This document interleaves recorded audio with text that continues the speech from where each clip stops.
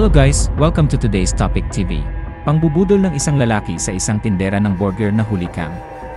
Nitong Martes, February 25 bandang alas 9 ng umaga, habang wala pang customer isang lalaki ang lumapit sa tindera at hinahanap kuno si ma'am ang may-ari ng burger dahil mayroon daw order at deliver ang kanyang amo ng itlog.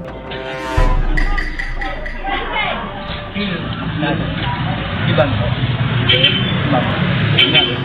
Si ma'am? Ma'am, ay, nandun sa bahay. Bakit po yan? Sa ano niya? Ano ba yan? Order. Order ka? Walang order sumagot sa akin. Kailan ka babalik? Kasi pag tinyato yun, hindi siya agad-agad nakakasagot. Ha? Pag tinyato kasi hindi siya agad-agad nakakasagot. Nagkita na sa trabaho. Ano tapos yun? Puntahan mo Yeah, na. pag naman namin daw ba eh. Sige, ya. At dahil marami raw ibababang deliver na itlog, nang hiram pa kunwari ang lalaki ng ballpen sa tindera. Maya-maya ay bumalik ang lalaki, at papel naman ang kanyang hiniram. Kapag pa yun.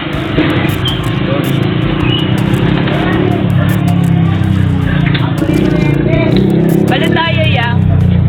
Okay, ano?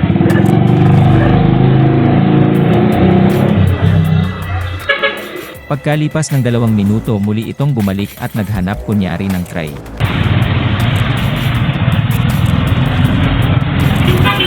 Ito yung daw ganun.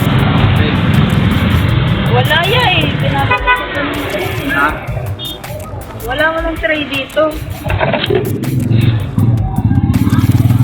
Wala.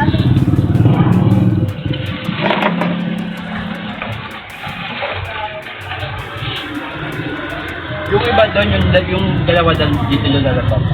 Nice lang. Sige. Taktika ito ng lalaki na magpabalik-balik para makumbinsi niya at makuha niya ang tiwala ng tindera na may i-deliver talagang itlog. Pagkalipas ng 1 minuto muli itong bumalik at sa pagkakataong ito'y pera na ang kanyang hinihingi.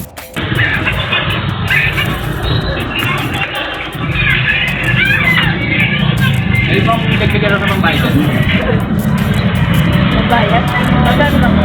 Ano, 180. Sino may sabi? Hindi madam. Opo. Yung iba naman daw yun. Ang mali dito ng tindera ay kaagad na mag-aabot siya ng pera sa lalaki kahit wala pa ang in-order na itlog.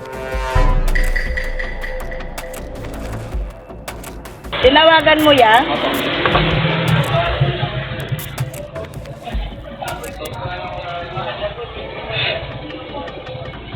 Sabi niya, Marlon, yung kibo, yung manalagay ako. Ano pangalan mo yan? Ha? Marlon, siya, buwanan niyo yan eh. Buwanan yan. Dito na lang eh. Nagpagod sa Samaritan pa, at kunwari tumulong pa sa kabila ang demonyo, para talagang mapalagay ang loob ng tindera.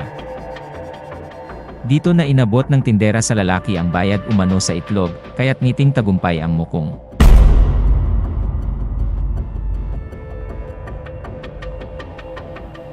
Sa mukhang mukha pa lang nito, ay di na talaga mapagkakatiwalaan. 180 po. 180 lang. 1380. Ah, kala ko 880 ba? 380. 1380.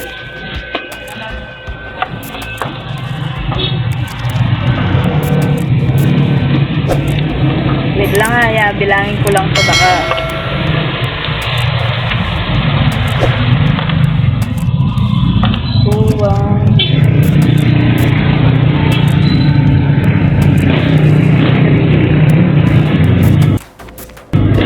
Ito yung portion po din dalawa.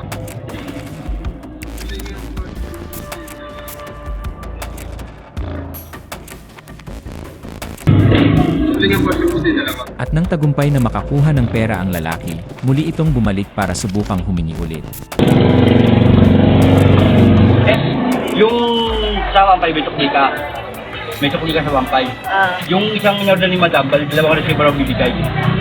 Pagin ako 1,250. Pagin ko 1,250. Pagin ako 1,250. Pagin ko 1,250. Alam na ni Madam yun.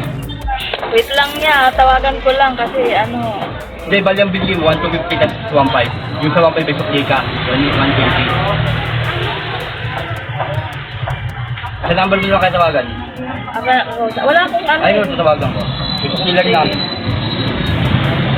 1,250 plus 1,500. Pero ibigyan pa yung sukli. Yung 1,250 niya sa isang order niya. 1,250 pa. Apo, 1,250 lang. Tawagan mo muna yan. O sige, wala problema. Tatawagan mo din. Dadala yung text ko yun. Hindi para ano yung pinaloko, malit na bago siya. Alam ko naman na trabaho mo. 1, 2. Bates, talagang sa tayo ka trabaho. Oh, kasi ano eh. Naano na kasi ako minsan eh. Tama lang yun eh.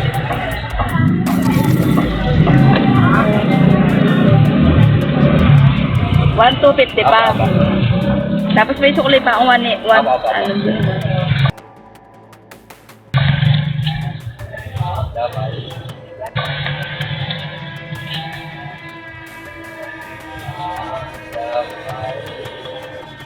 Maliwanag na 2,750 pesos ang nakuha sa tindera, na malamang ay ikakaltas sa kanyang sahod pag nagkataon.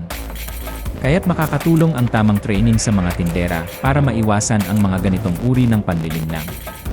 Kung matututo sila kung paano kilalanin ang mga peking transaksyon o ang mga palatandaan ng scam, mas magiging handa sila na hindi mabudol. Magandang ipaalam sa kanila ang mga halimbawa ng mga scam na madalas mangyari katulad nito. Kung may duda sila sa isang transaksyon, mahalagang magkaroon ng open communication sa kanilang mga supervisor o amo para sa konfirmasyon. Sa pangkalahatan, ang pagsasanay sa mga tindera na maging alerto at maalam sa mga posibleng scam ay isang mahusay na hakbang upang maprotektahan sila at ang kanilang negosyo.